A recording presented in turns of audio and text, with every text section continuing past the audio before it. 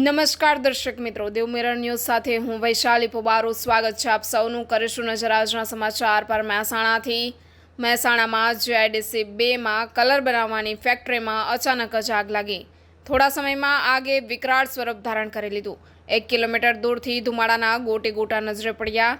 3 fire ફાઇટરની 1 કલાકની મહેનત બાદ આગ કાબૂમાં આવી. ફેક્ટરીમાં મોટા પાયે નુકસાનની શક્યતાઓ જણાઈ રહી છે.